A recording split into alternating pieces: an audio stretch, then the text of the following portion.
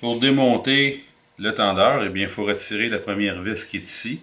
Vous aurez besoin d'une clé Allen 3 mm.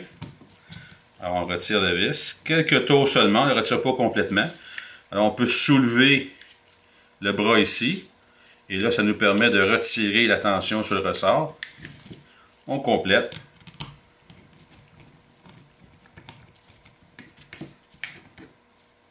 Ce qui donne accès à son intérieur, donc au ressort.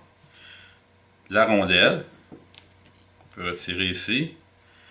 Et puis, ici, vous avez votre vis, ainsi qu'une rondelle. Et le coussinet. Donc, pour l'entretien, eh bien, vous avez le ressort qui est ici. Je recommande de mettre un peu d'huile. Intérieur, extérieur. Et de l'étendre comme il faut. N'ayez pas peur de le bouger. De façon à ce que l'huile pénètre bien tout autour du ressort. Nécessairement, là, tous les composants sont propres, mais j'aurais tout nettoyé avant et séché avant d'appliquer l'huile. Alors, pour le remontage, je ne sais pas si on voit bien, mais il y a une encoche ici, et vous avez une tige au niveau du ressort qui fait en sorte qu'il vient s'insérer comme ça. Mais avant, il faut venir installer la rondelle, qui est en inox, alors je n'ai pas besoin de l'imbiber d'huile. Elle est protégée contre la corrosion. On vient placer le ressort. Je vais venir appliquer un peu d'huile sur le coussinet. Intérieur, extérieur. Je viens glisser à l'intérieur ici. Alors, lui ici, à l'intérieur ici, il y a une encoche qui permet d'insérer la pointe du ressort qui est ici.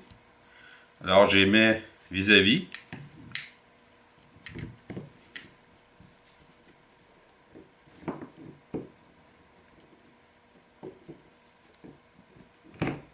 Et voilà. Je viens placer la vis. Je lui fais quelques tours. C'est sûr, certaines personnes voudront appliquer des fois de la colle frein. C'est à votre discrétion. J'ai jamais jugé nécessaire de le faire jusqu'à présent. On ne la visse pas complètement, parce qu'on va faire la même chose que tantôt, mais dans le sens contraire.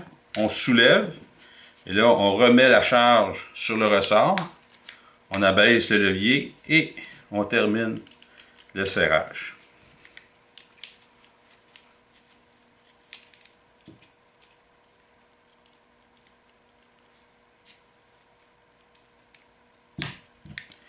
Et voilà pour l'entretien du ressort.